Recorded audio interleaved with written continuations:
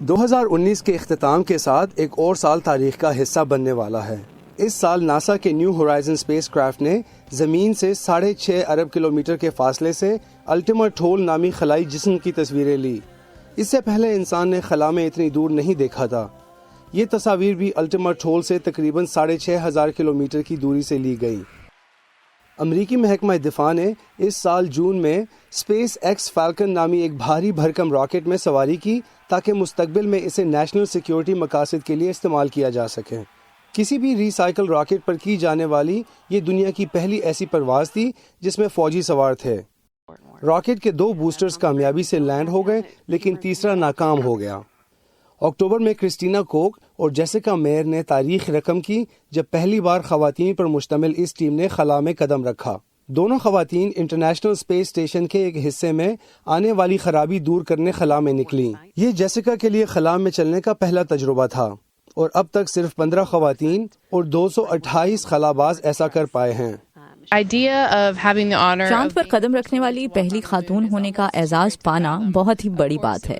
ہاں، یہ میرا خواب ہے اور ہمیشہ رہا ہے، لیکن اس وقت میں اس بات پر بہت مطمئن ہوں کہ میں چاند پر اترنے والی پہلی خاتون کو جانتی ہوں۔ ادھر چین میں کہکشاں پر تحقیق کرنے والے سائنسدانوں نے ایک اتنا بڑا بلیک ہول دریافت کیا جو ان کے مطابق ہونا ہی نہیں چاہیے۔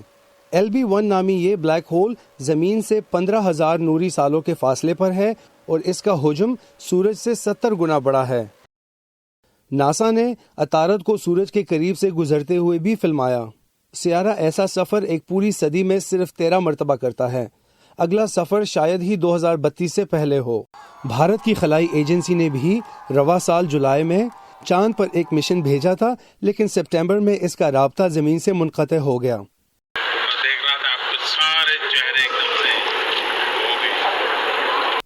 دسمبر میں ناسا نے ایک بھارتی IT انجینئر کی مدد سے اس بات کی تصدیق کی کہ بھارتی مشن چاند پر پہنچ کر کریش ہو گیا تھا۔ اور یہی نہیں، ناسا نے سال کے آخر میں خلا میں چوہے بھی روانہ کر دیے۔